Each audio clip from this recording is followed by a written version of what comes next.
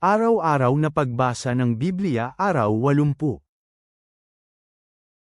Lumang Tipan. Numbers 11 is the 4 minus 35, Numbers 12, Numbers 13 is the 1 minus 25. Ilang dayuhan ang nagsimulang magkampo kasama ang mga kaapu-apuhan ng Israel. Gusto nilang kumain ng masasarap na pagkain. Pagkatapos nagsimulang umiyak ang mga tao ng Israel at sinabi, "Sino ang magbibigay sa atin ng karne na kakainin? Naaalala namin ang isda na kinain namin ng libre sa Ehipto, ang mga pipino, mga pakwan, mga dahon ng sibuyas o lasuna, ang mga sibuyas, at bawang." Ilang dayuhan ang nagsimulang magkampo kasama ang mga kaapu-apuhan ng Israel. Gusto nilang kumain ng masasarap na pagkain. Pagkatapos nagsimulang umiyak ang mga tao ng Israel at sinabi, "Sino ang magbibigay sa atin ng karne na kakainin? Naaalala namin ang isda na kinain namin ng libre sa Ehipto, ang mga pipino, mga pakwan, mga dahon ng sibuyas o lasuna, ang mga sibuyas, at bawang." Ngayon nanghihina kami. Wala kaming makitang makakain kundi mana. Ang mana ay kahalintulad ng buto ng kulantro. Ito ay parang dagta. Ang mga tao ay naglalakad sa paligid at tinitipon ito. Ginigiling nila ito sa mga hilingan, binabayo ito sa mga bayuhan, pinakukuluan ito sa mga palayok, at ginagawang cake. Ang lasa nito ay parang sariwang langis ng olibo. Kapag bumaba ang hamog sa kampo sa gabi, bumabagsak din ang mana. Narinig ni Moises ang iyakan ng mga tao sa kanilang mga pamilya, at ang bawat lalaki ay naroon sa pasukan sa kanyang tolda. Labis na nagalit si Yahweh, at sa mga mata ni Moises ang pagrereklamo nila ay mali. Sinabi ni Moises kay Yahweh, "Bakit mo pinakitunguhan ang iyong lingkod ng masama? Bakit hindi ka nasisiyahan sa akin? Ipinapasan mo sa akin ang pasanin ng lahat ng taong ito. Ipinagbuntis ko ba ang lahat ng mga taong ito? Ako ba ang nagsilang sa kanila upang sabihin mo sa akin, dalhin mo sila sa iyong kandangan tulad ng pagdadala ng isang ama sa isang sanggol?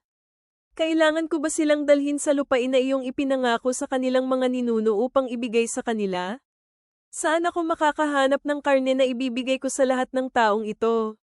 Umiiyak sila sa aking harapan at sinasabihan, "Bigyan mo kami ng karneng kakainin." Hindi ko na madalang mag-isa ang mga taong ito. Sobra na sila para sa akin. Yamang pinakikitunguhan mo ako sa ganitong paraan, patayin mo na ako ngayon, kung mabait ka sa akin, at alisin ang aking paghihirap.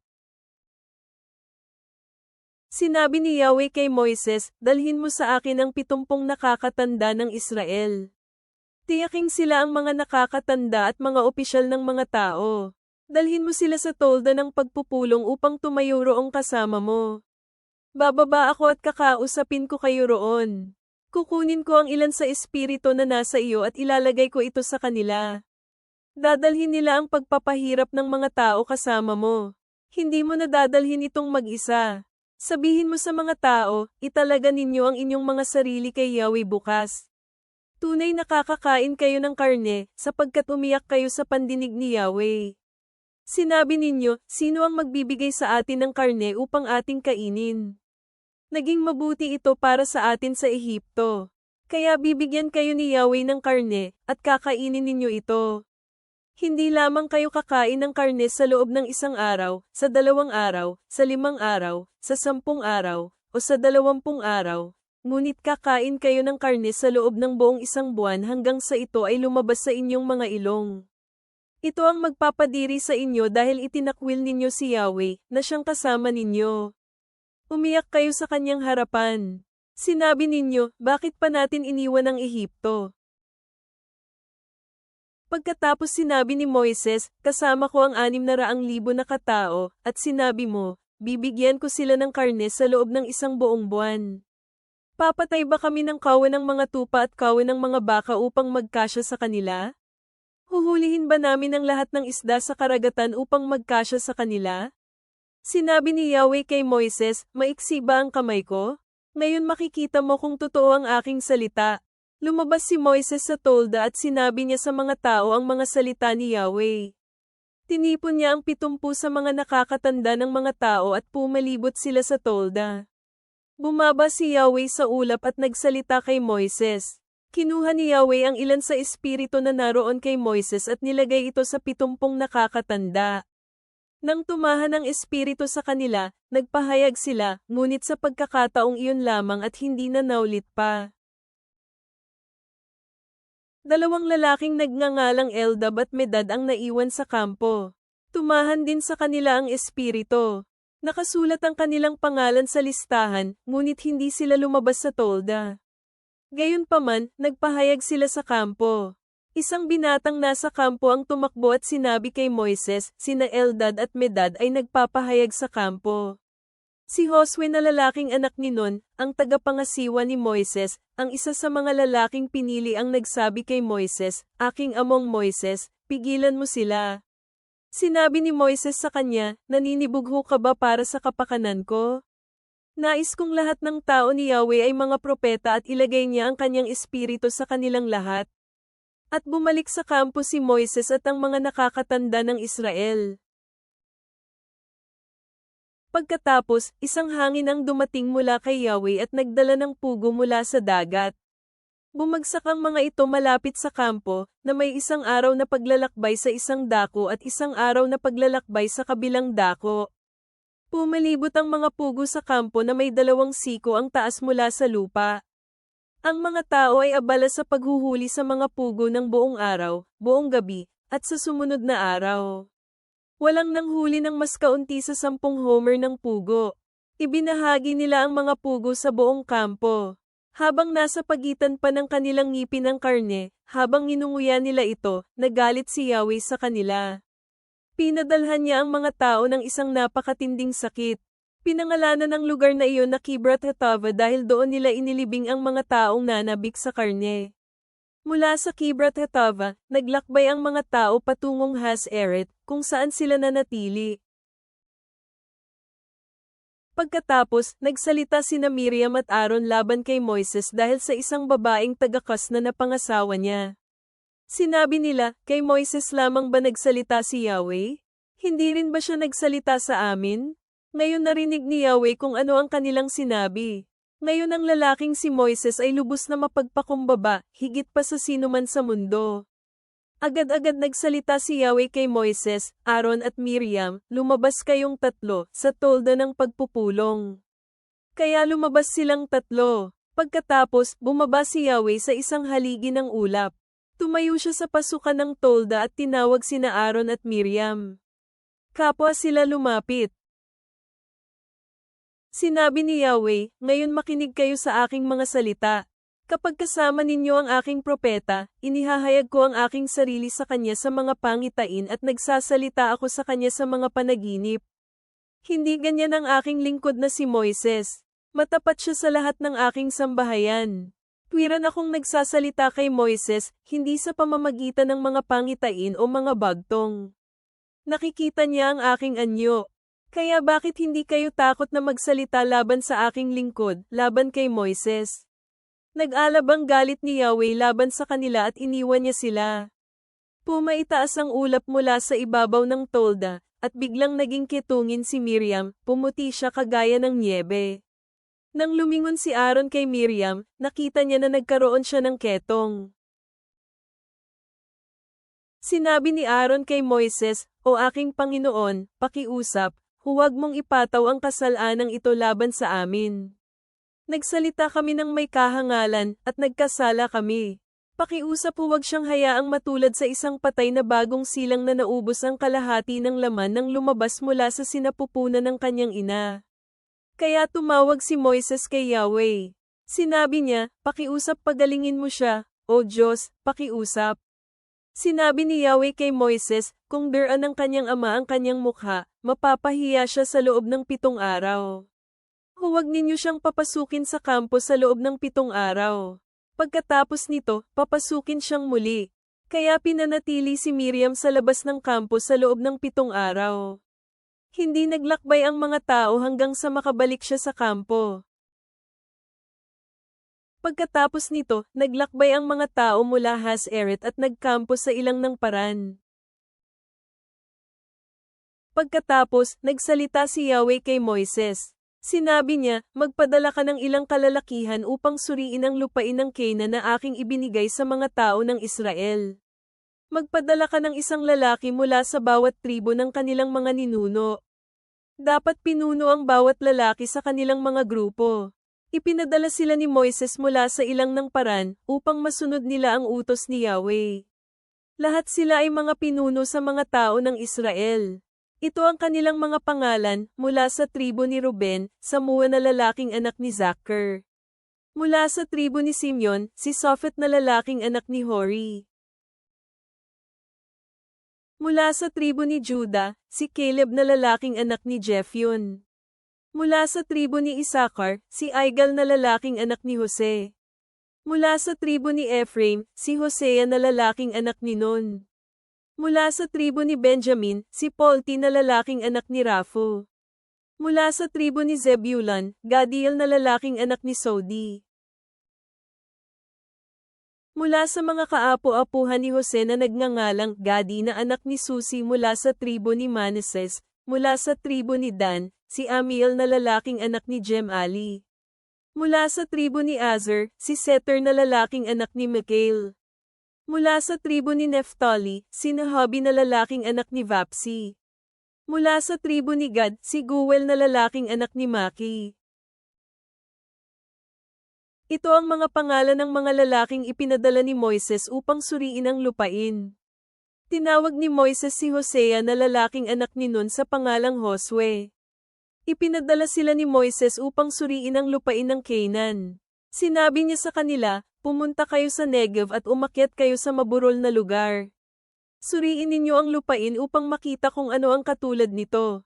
Matiyagan ninyo ang mga taong nakatira roon, kung malakas o mahihina sila, at kung kaunti o marami sila. Tingnan kung anong uri ng lupain ang kanilang tinitirhan. Ito ba ay maganda o hindi?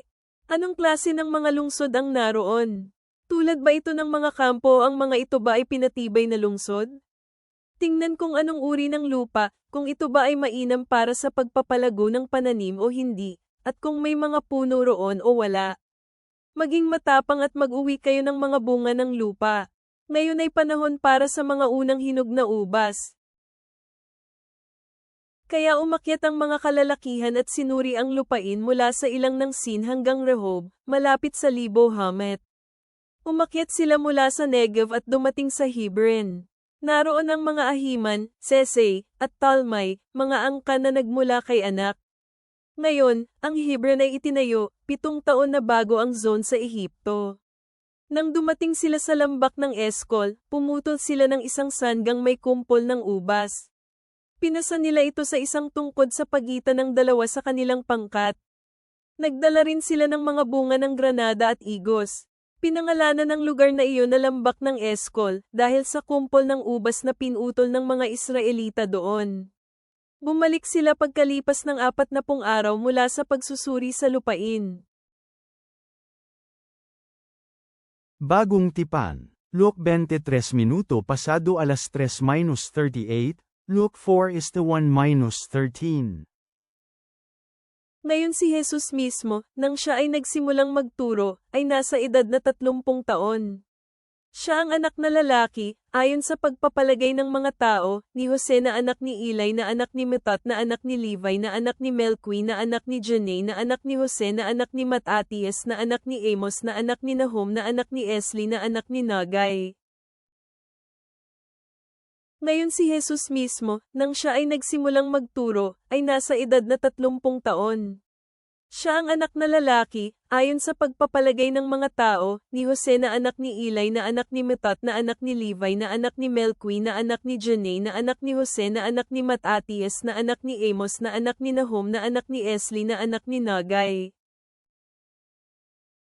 Na anak ni Mat na anak ni Matatias na anak ni Semei na anak ni Josek na anak ni Joda na anak ni Jonan na anak ni Risa na anak ni Zerubbabel na anak ni Salatil na anak ni Neri na anak ni Melqui na anak ni Adi na anak ni Kosem na anak ni Elmadam na anak ni na anak ni Josue na anak ni Eliezer na anak ni Joram na anak ni Matat na anak ni Levi na anak ni Simeon na anak ni Juda na anak ni Jose na anak ni Jonam na anak ni Eliakim. na anak ni Milea na anak ni Mena na anak ni Matata na anak ni Nathan na anak ni David na anak ni Jesse na anak ni Obed na anak ni Boaz, na anak ni Salmon na anak ni Naasan na anak ni Aminadab na anak ni Admin na anak ni Arni na anak ni Esrom na anak ni Fares na anak ni Juda na anak ni Jacob na anak ni Isaac na anak ni Abraham na anak ni Terah na anak ni Nahor na anak ni Serug na anak ni Ru na anak ni Peleg na anak ni Eber na anak ni Sala, na anak ni Kainan na anak ni Arphaxad na anak ni Shem na anak ni Noe na anak ni Lamech na anak ni Metusalem na anak ni Enoch na anak ni Jared na anak ni Mahalalel na anak ni Kenan na anak ni Enos na anak ni Set na anak ni Adan na anak ng Diyos. Nang si Jesus ay napuspos ng banal na espiritu, bumalik siya mula sa ilog Jordan at pinangunahan ng espiritu sa ilang sa loob ng 40 araw at siya ay tinukso ng dyablo. Sa mga araw na yon, hindi siya kumain ng anuman at sa huling mga araw siya ay nagutom. Sinabi ng dyablo sa kanya, "Kung ikaw ang anak ng Diyos, utusan mo ang batong ito na maging tinapay." Sinagot siya ni Jesus, "Nasusulat, hindi lang sa tinapay nabubuhay ang tao." At dinala siya ng dyablo sa mataas na lugar, at ipinakita sa kanya ang lahat ng mga kaharian ng mundo ng ilang sandali. Sinabi ng dyablo sa kanya, "Bibigyan kita ng kapangyarihang mamuno sa lahat ng mga kahariang ito, pati na ang kanilang kadakilaan. Kaya kung gawin ito dahil ibinigay ang mga ito sa akin upang pamunuan, at maaari ko itong ibigay sa sinumang gustuhin ko. Kaya kung ikaw ay yuyuko at sasamba sa akin, ang lahat ng ito ay mapapasa iyo." Ngunit sumagot si Jesus at sinabi sa kanya, "Nasusulat, dapat mong sambahin ang Panginoon mong Diyos, at siya lang ang dapat mong paglingkuran." Pagkatapos dinala ng dyablo si Jesus sa Jerusalem at inilagay siya sa pinakamataas na bahagi ng templo, at sinabi sa kanya, "Kung ikaw ang anak ng Diyos, magpatihulog ka mula dito, sapagkat nasusulat, uutusan niya ang kanyang mga anghel upang alagaan ka at ingatan ka. At iaangat ka nila sa kanilang mga kamay, upang hindi tumama ang iyong paa sa bato." Sumagot si Jesus na sinabi sa kanya, nasasabi, "Hindi mo dapat subukin ang Panginoon mong Diyos." Nang matapos tuksuhin ng dyablo si Jesus, umalis siya at iniwanan siya hanggang sa ibang pagkakataon. At iaangat ka nila sa kanilang mga kamay, upang hindi tumama ang iyong paa sa bato. Sumagot si Jesus na sinabi sa kanya, nasasabi, "Hindi mo dapat subukin ang Panginoon mong Diyos." Nang matapos tuksuhin ng dyablo si Jesus, umalis siya at iniwanan siya hanggang sa ibang pagkakataon. Mga kawikaan. Proverbs 21 minuto pasado alas 7:27. Sa kanyang mapang-akit na salita ay hinihikayat siya, at sa kanyang mahusay na pagsasalita siya ay mapipilit niya. Sumunod siya sa kanya na tulad ng isang bakang lalaki na papunta sa katayan, o tulad ng isang USA na nahuli sa isang patibong hanggang ang isang palaso ay tumatagos sa kanyang atay, o katulad ng ibong sumusugod sa isang patibong, hindi alam na ito ang magiging kabayaran ng kanyang buhay. At ngayon, ang aking mga anak na lalaki, makinig sa akin, bigyang pansin kung ano ang aking sinasabi. Huwag ninyong hayaan ang inyong puso na lumihis sa kanyang mga kaparaanan, huwag maligo sa kanyang mga landas. Maraming biktima ang nadala niya pababa, hindi sila mabilang. Ang kanyang bahay ay daan patungo sa Sheol, ito ay patungo pababa sa mga silid ng kamatayan. Ama naming nasa langit, kami ay lumalapit sa iyo, na nagmumuni-muni sa mga aral mula sa iyong salita ngayon. Tulad ng mga Israelita na nagnanais ng kaginhawaan sa Ehipto, tulungan mo kaming labanan ang mga tukso ng aming nakaraan at magtiwala sa iyong pagkakaloob, gaya ng pagharap ni Jesus sa tukso sa ilang. Gabayan mo kami upang makilala ang matalinong landas, gaya ng babala sa kawikaan, upang kami ay makalakad sa kadalisayan at katotohanan. Palakasin mo ang aming pananampalataya, Panginoon, sa pagkaalam na ang aming lahi ay nakaugat sa iyong mga pangako, at naway maipakita namin ang pag-ibig ni Kristo sa lahat ng aming ginagawa.